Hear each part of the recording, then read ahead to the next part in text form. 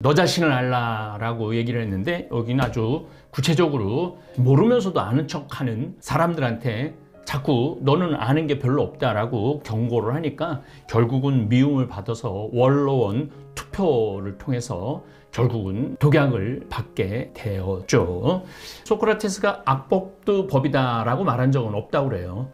그건 일본 사람들이 우리 일제 강점기 때 조선 사람들의 일본의 악법을 지켜야 된다. 악법도 법이라고 그렇게 왜곡을 한 거죠. 왜곡을. 악법도 법은 아니고 악법은 악법이죠. 악법도 어떻게 법일 수 있어요. 저도 마찬가지죠.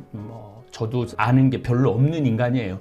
아는 게 별로 없는 인간인데 우리 다볼사이버 성당 교우들 구독자들한테 이렇게 가르친다는 것도 참 어떨 땐 부끄러울 때가 많아요. 참 그 성령의 힘에 기댈 수밖에 없는 거죠. 누가 제 입에 파수꾼을 두고 제 입술에 단단한 봉인을 쳐 입술로 말미암아 제가 실수하고 제 혀가 저를 파괴하는 일이 없도록 하겠습니다. 이게 뭐 기가 막힌 말이죠. 우리가 이 입이 오도방정이라고 그러잖아요. 입이 오도방정이라고. 가끔 이러죠. 난 내 손에 장을 지질 거야. 내가 내 말이 틀리면은 내 손에 장을 지질 거야. 장을 지진다라는 게 무슨 뜻이냐면은 손바닥에다가 간장을 올려놓는 거예요. 그리고 밑에다가 불로 끓이는 거야. 그러고 이어서 장 지지는 거, 손바닥에다 장을 지진다고. 그렇게 말을 함부로 하거나 맹세를 함부로 해서는 안 된다라는 이야기가 23장의 주제입니다. 제 생명의 주인이신 아버지 주님, 그들의 음모에 저를 넘기지 마시고 그들 때문에 제가 걸려 넘어지지 않도록 해주소서. 누가 제 생각에 채찍질을 하고 제 마음에 지혜로운 교훈을 내려 지혜로운 지혜 얘기가 참 많이 나오죠. 오늘은 제가 소크라테스의 변론을 좀 읽어드릴 거예요. 우리는 어렸을 때 소크라테스의 변명이라고 그랬는데 변명은 아니에요. 변론이에요. 변론. 책 제목을 어떤 번역가가 번역을 했는지 몰라도 번역을 제가 보기엔 잘못한 것 같아요. 소크라테스가 지혜에 대해서 얼마나 이거는 이제 170년에서 180년 기원전 170년에서 180년 전에 쓴 책이고 소크라테스는 그보다 200년 전에 399년에 5월 7일 날 죽으면서 마지막 친구 밀레토스하고 얘기를 하면서 나눈 얘기입니다. 그래서 이런 것들은 본문을 읽어보면 참 재밌어요. 제 마음에 지혜로운 교훈을 내려 제 잘못을 그냥 두지 않고 저의 죄악을 그냥 넘기지 않도록 도와주겠습니까? 그래야 제 실수가 불어나거나 제 죄가 넘쳐나지 않게 되어 적재들 앞에서 제가 넘어지지 않고 제 원수가 넘어진 저를 보고 즐거워하지 않게 해주겠습니까? 이 소크라테스 얘기하고 똑같아요. 이 내용이. 또 누가 당신의 자비에 대한 희망이 그들에게서 멀리 있도록 해주겠습니까? 제 생명의 하느님이신 아버지 주님, 저에게 오만한 눈길을 허락하지 마시고 제게서 욕망을 멀리하여 주소서. 식욕과 세욕이 저를 지배하지 말게 하시고 우리가 위가 한 70%만 들어있으면 굉장히 행복하다고 그러죠. 배불러 죽을 것 같아. 그거 배불러 죽는 거예요. 그러니까 배불러 죽을 정도로 많이 드시면 안 됩니다. 그래서 사실은 그런 얘기가 있어요. 저 같은 경우는 이제 뭐 벌써 한 13, 14년 전에 위암 수술을 했는데 아무래도 위가 3분의 1을 잘라냈으니까 좀 쪼그라들었죠. 쪼그라들었는데 숟가락을 이렇게 계속 잡고 있으면 계속 밥을 먹게 돼 있어요. 그래서 한 숟가락을 뜨고 탁상에다가 숟가락을 내려놔야 돼. 그리고 꼭꼭 씹어서 먹고 그 다음에 마지막 한 숟갈은 먹지 말아야 돼. 그러면은 좋은 컨디션을 유지할 수 있죠. 색욕 때문에 인생 망치는 사람들이 너무너무 많죠. 제가 가끔 얘기하지만 out of sight, out of mind예요.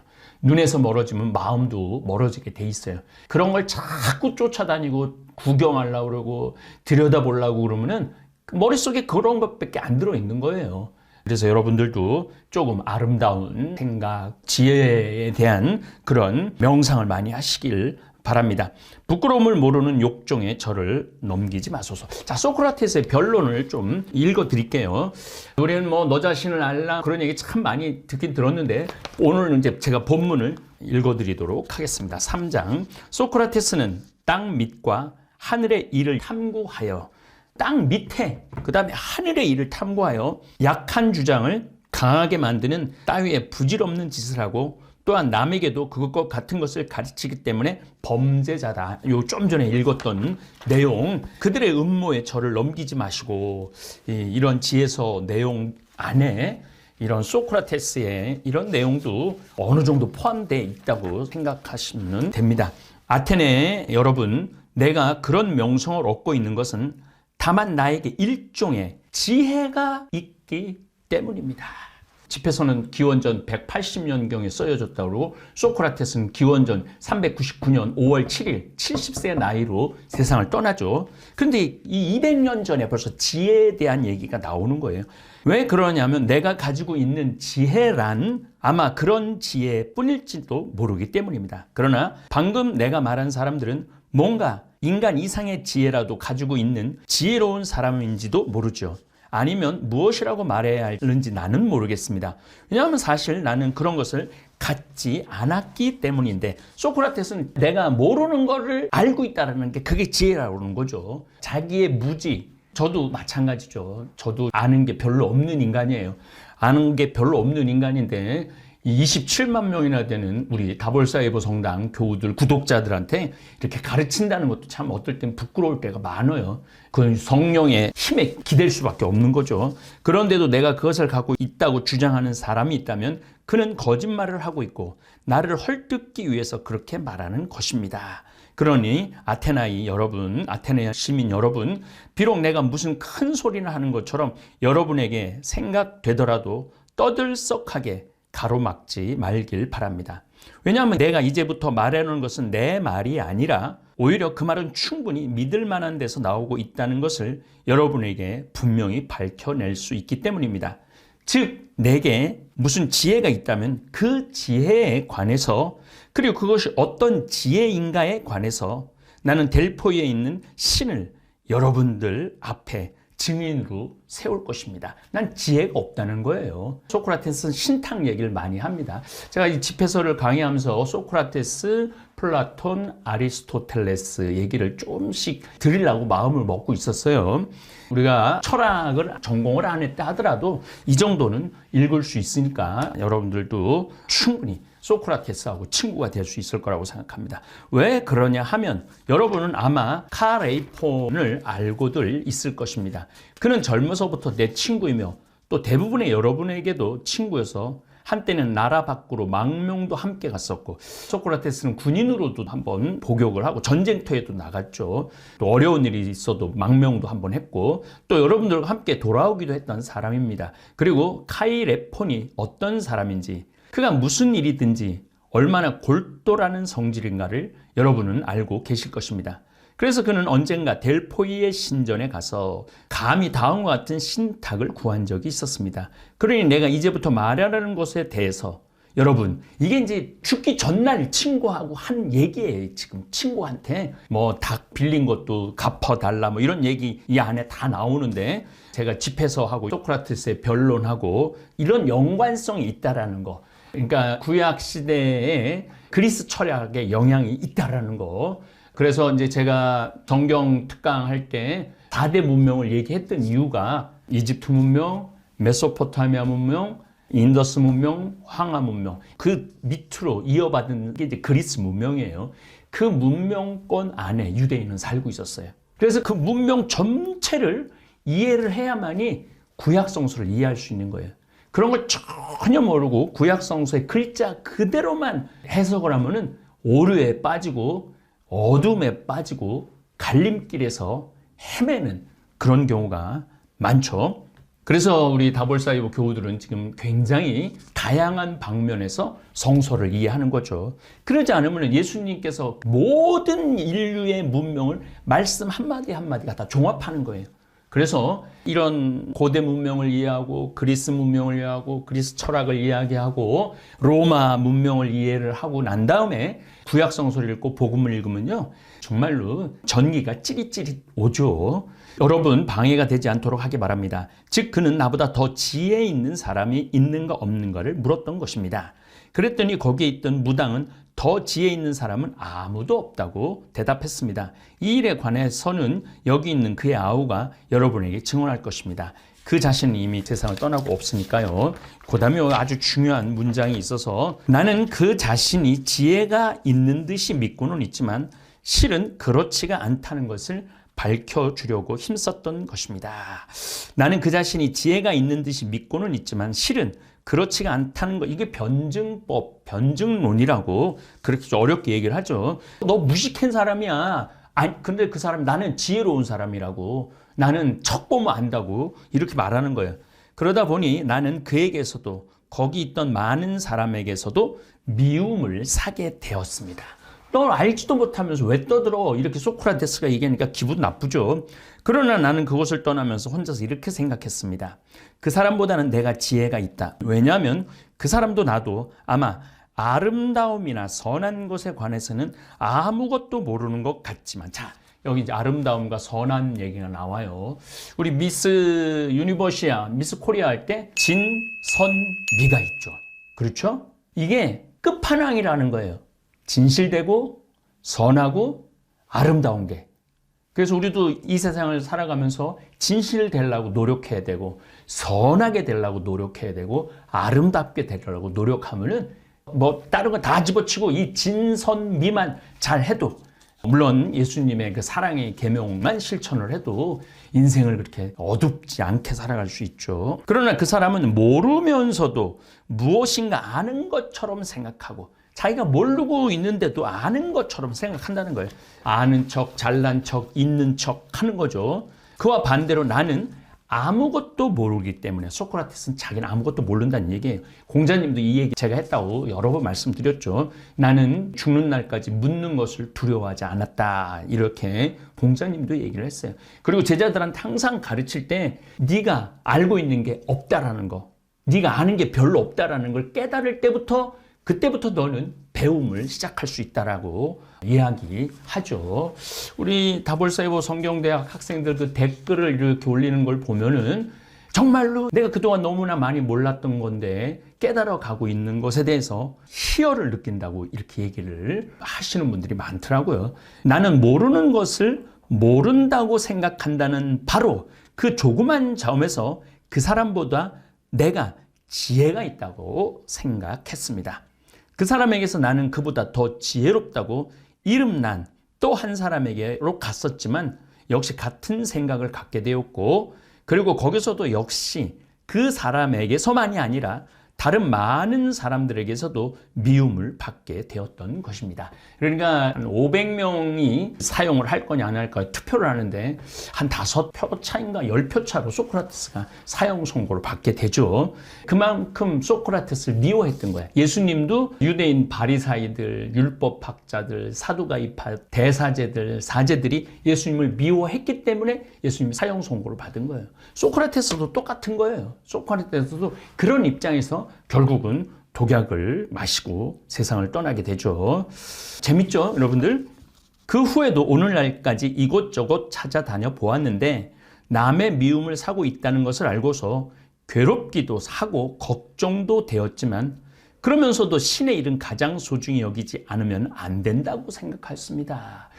예수님께서 하나님 아버지 이 쓴 잔을 저에게서 거두어 주소서, 그러나 아버지 뜻대로 하소서라고 말하듯이 신의 일은 가장 소중히 여기지 않으면 안 된다고 생각했다는 것도 소크라테스 역시. 그래서 신탁의 의미를 밝히기 위해서는 무엇인가 알고 있다고 알려진 사람들을 또다시 모조리 쫓아다녀야 한다고 생각했던 것입니다. 그래서 뭐 시장판에서 자기가 똑똑하다는 사람들을 다 격파를 시키죠. 그런데 개, 맹세코, 아테나 시민 여러분, 여러분에게 진실을 말해야 하니까 나는 장담하거니와 다음과 같은 일을 겪었던 것입니다. 즉 신의 명령에 따라 살펴보니 가장 유명한 사람들의 대부분이 오히려 가장 사려가 부족하고, 그와 반대로 가장 보잘것없다고 생각되는 사람들이 그 점에서는 오히려 훌륭하다고 생각하게 되었습니다. 소크라테스가 변명에 대해서 이야기하는 것을 플라톤이 이렇게 정리를 해갖고 서류로 남겨놓은 거죠. 다시 한번 말씀을 드리겠습니다. 제 생명의 주인이신 아버지 주님, 그들의 음모에 저를 넘기지 마시고, 소크라테스 음모가 넘어갔죠. 그들 때문에 제가 걸려 넘어지지 않도록 해주소서.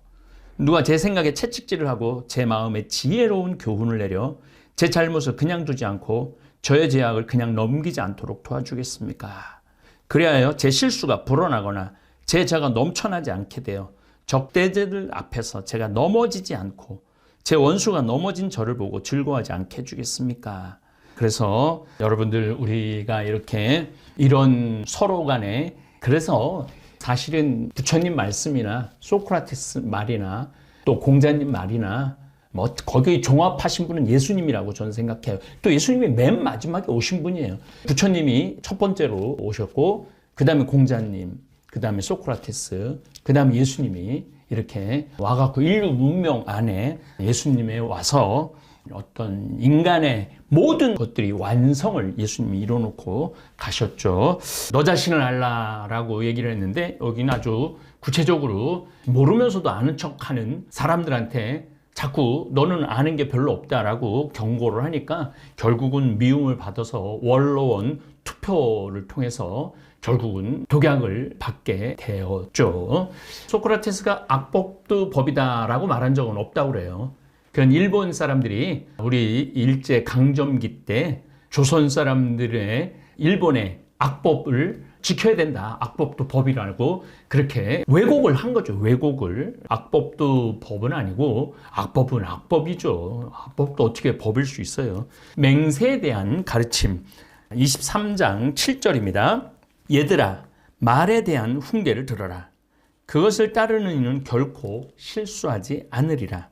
죄인은 제 입술로 말미암아 붙잡히고 험담가와 오만한 자도 제 입술로 말미암아 걸려 넘어지리라. 되게 이렇게 남을 험담하는 사람이 참 많죠. 만나보면은 맨날 뭐 정치인들 욕하고 뭐 자기 속한 회사의 상사들 욕하고 주위에 있는 사람들 전부 다 욕하는 그러한 습관이 되어 있는 분들이 있어요. 근데 걸려 넘어질 가능성이 많죠. 내 입에 맹세하는 버릇을 들이지 말고 우리가 사실 맹세하는 걸 들이면 잘 안 돼요. 거룩하신 분의 이름에 습관적으로 부르지 마라. 이 맹세하는 건 우리 어머니 항상 생각이 나는데 우리 어머니가 제가 신학교 가는 걸 엄청 반대하셨거든요.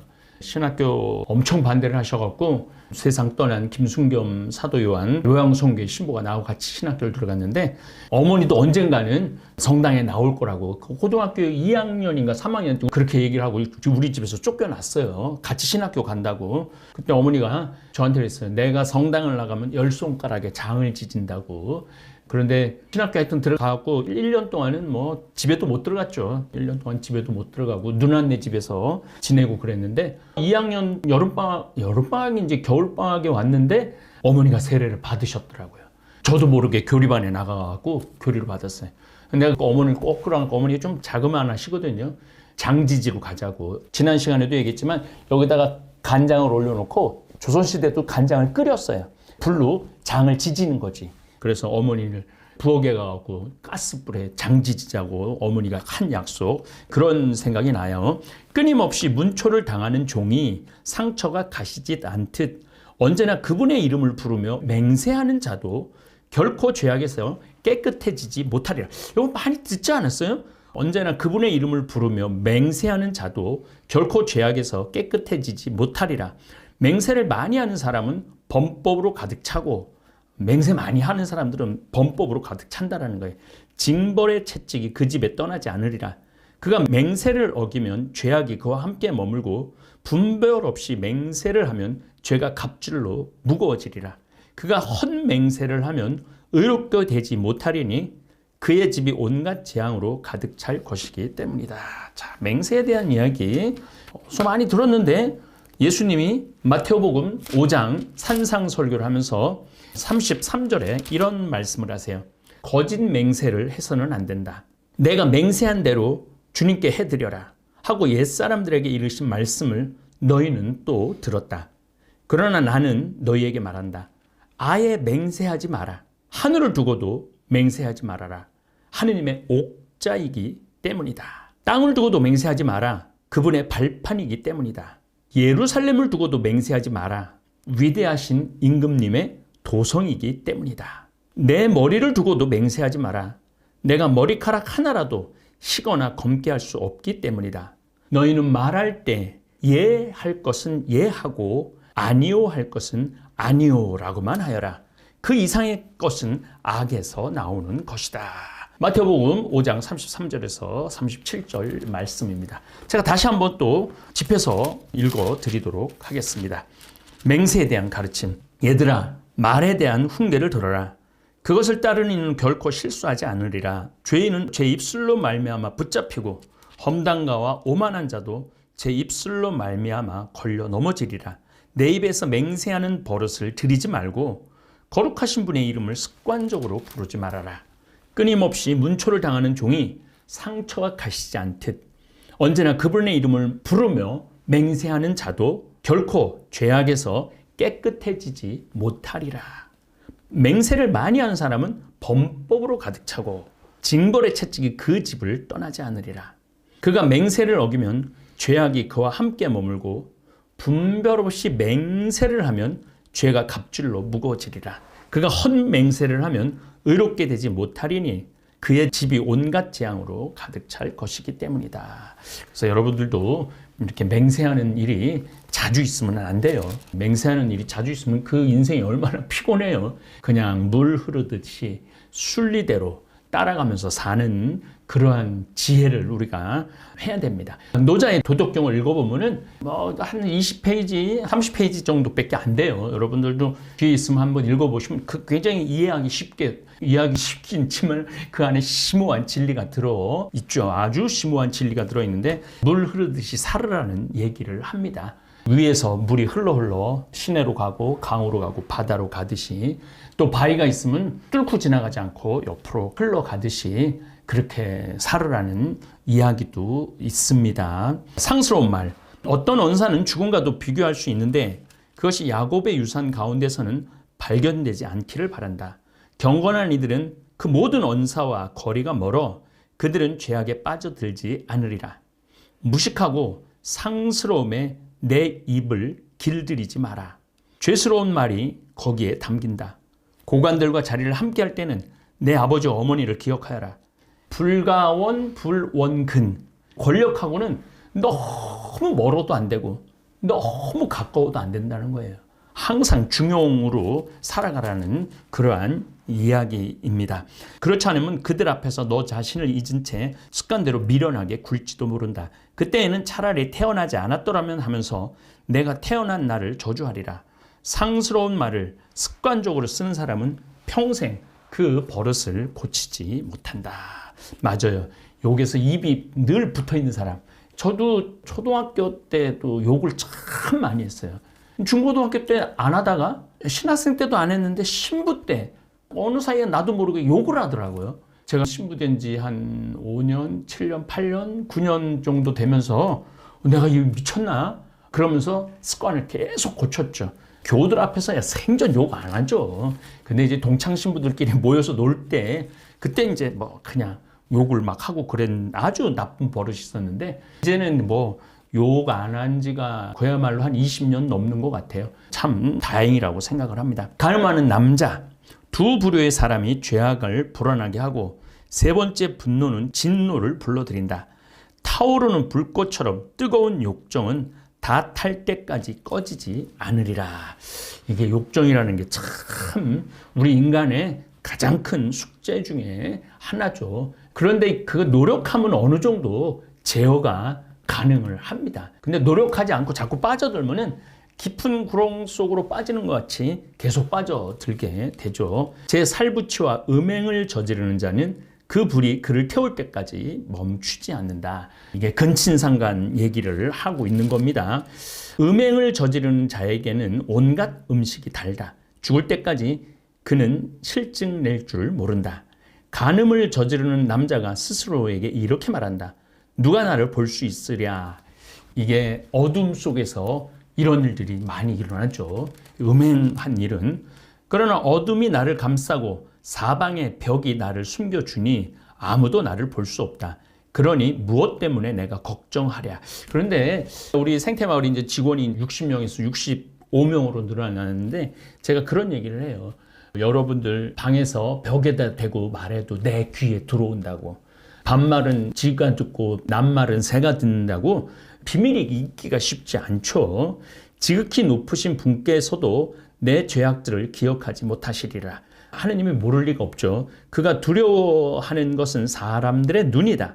그는 주님의 눈이 태양보다 만 배나 밝으시다는 것을 알지 못한다.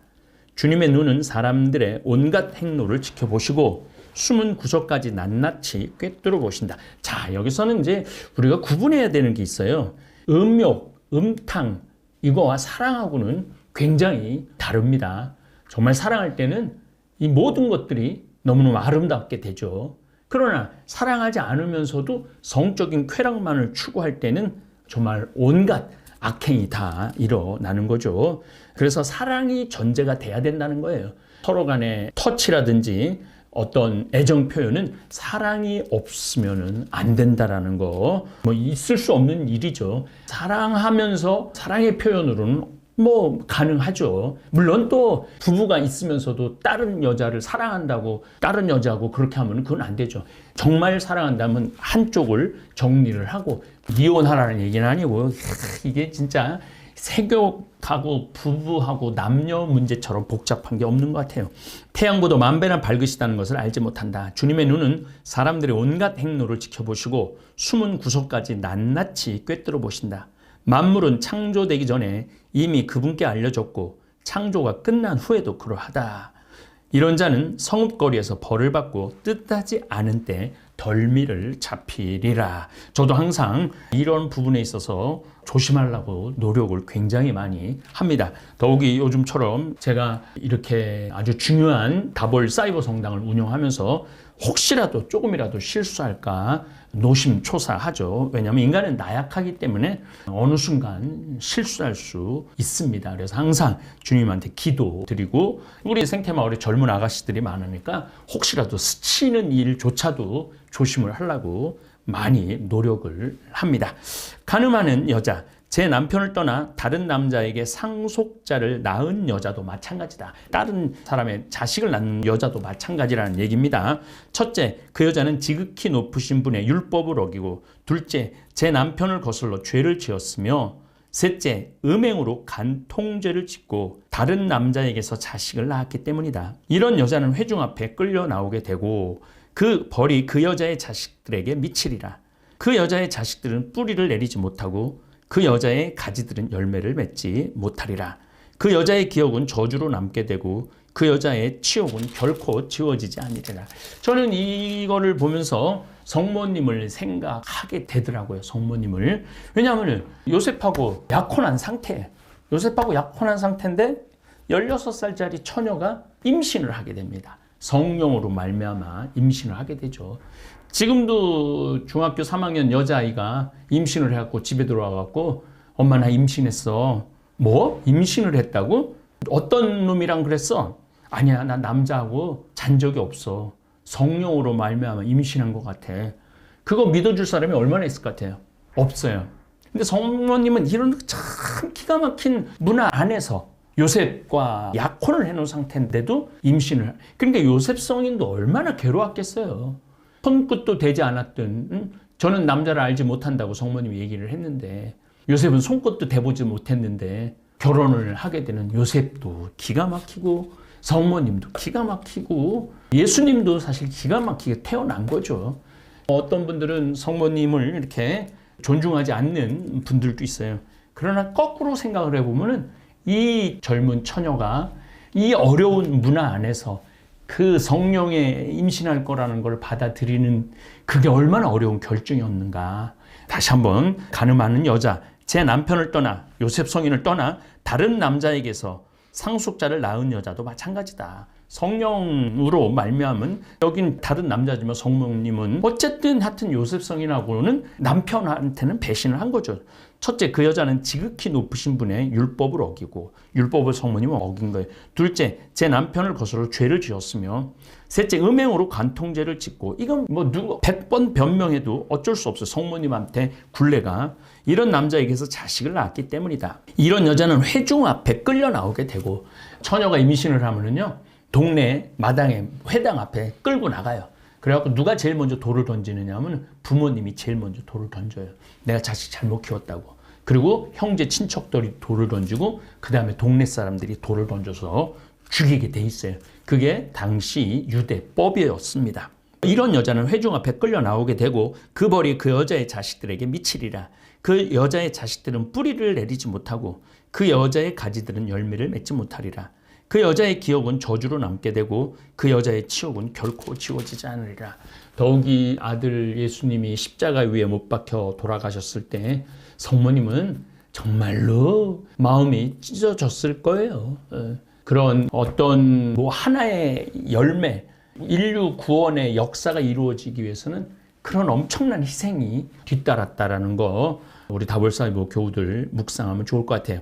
후대 사람들은 주님을 경외함보다 좋은 일이 없으며 주님의 계명을 지키는 것보다 감미로운 일이 없다는 사실을 깨닫게 되리라. 하느님을 따르는 일은 커다란 영광이고 하느님을 따르는 일은 커다란 영광이고 여러분들 다볼사이버 교우들 지금 저하고 성경 특강 공부하고 토요 특강 공부하고 실시간 스트리밍하고 피터의 구루트기 함께하고 또 주일 장마당 참여하고 토요일 날 문경 다볼사이버 찬양 성당 함께 찬양하고 이렇게 하느님의 일을 따르는 것은 커다란 영광이고 그분께 받아들여지는 일이 곧 장수하는 것이다. 이 장수에 대한 얘기 다시 한번 말씀드리겠습니다. 구약시대는 영원한 생명에 대한 개념이 굉장히 희미했어요. 이 세상에서 오래 사는 게 하느님의 축복이에요. 그러나 예수님이 오셔서는 장수보다 더 중요한 것은 영원한 생명, 천국이라는 것을 분명하게 밝혀주신 분이 예수님이라는 사실 잊지 마시기 바랍니다. 내가 있는 것 가지고 성실하게 그리고 그 안에서 즐길 수 있고 절약할 수 있다면 여러분들의 삶은 굉장히 안정적으로 갈 수 있을 것입니다. 이게 지혜가 아닌가 이런 생각하면서 마치도록 하겠습니다. 예, 감사합니다. 사람이 어떤 말을 하면 죽임을 당할까요? 무기를 들지도 않고 누군가를 저주하지도 않았는데 오직 그 말 하나 때문에 세상을 떠난 사람들이 있습니다. 예수님과 소크라테스, 전혀 다른 시대, 다른 장소에 살았던 두 사람이지만 그들의 마지막은 놀랍게도 아주 닮아 있었습니다. 소크라테스는 이렇게 말했습니다. 나는 내가 아무것도 모른다는 것을 안다. 이 말은 단순한 겸손이 아니었습니다. 당시 사회의 권위자들, 지식인들, 정치가들에게 당신들은 아는 척하지만 사실 아는 게 별로 없다는 통렬한 비판이었습니다. 사람들은 분노했습니다. 진실은 때때로 누군가의 자존심을 무너뜨리게 됩니다. 결국 그는 젊은이들을 타락시켰다는 죄명으로 독배를 마시게 됩니다. 하지만 그는 나는 모른다는 그 고백을 끝까지 지우지 않았습니다. 예수님도 그랬습니다. 그분은 세상의 진리를 선포하셨습니다. 죄 없는 여인을 감싸고 병든 자를 치유하며 하느님의 사랑을 사람들에게 전하셨습니다. 그리고 이렇게 말씀하셨습니다. 나는 진리요, 길이요, 생명이다. 나는 하느님의 아들이다. 그 말이 문제였습니다. 사람들은 그분을 신성모독으로 몰았고 결국 십자가형에 처합니다. 하지만 예수님은 그 말씀을 끝까지 철회하지 않으셨습니다. 예수님과 소크라테스, 그들이 죽음을 맞이한 이유는 한 가지 공통점에 있었습니다. 진리를 말했기 때문입니다. 그리고 그 진리를 두려워한 사람들에 의해 세상에서 쫓겨났습니다. 우리가 살아가는 이 시대에도 진실을 말하는 건 여전히 어렵습니다. 모른다고 말하면 무시당하고 침묵하지 않으면 불편한 사람으로 낙인 찍힙니다. 그래서 점점 더 사람들은 아는 척하고 진실 대신 편한 말을 고르게 됩니다. 하지만 오늘 우리가 기억해야 할 건 이것입니다. 말 하나 때문에 죽음을 선택했던 사람들. 나는 진리를 말한다. 나는 모른다. 그 용기와 정직함, 그 침묵하지 않았던 양심이 지금 우리의 삶을 비추고 있습니다. 말이 많아 혼란스러운 세상 속에서 우린 어떤 말을 붙잡고 살아야 할까요? 저는 오늘 또 이렇게 고백하며 하루를 시작합니다. 저도 사실은 아는 게 별로 없습니다. 감사합니다. 하늘에 계신 우리 아버지, 아버지의 이름이 거룩히 빛나시며 아버지의 나라가 오시며 아버지의 뜻이 하늘에서와 같이 땅에서도 이루어지소서. 오늘 저희에게 일용할 양식을 주시고 저희에게 잘못한 일을 저희가 용서하오니 저희 죄를 용서하시고 저희를 유혹에 빠지지 않게 하시고 악에서 구하소서. 아멘.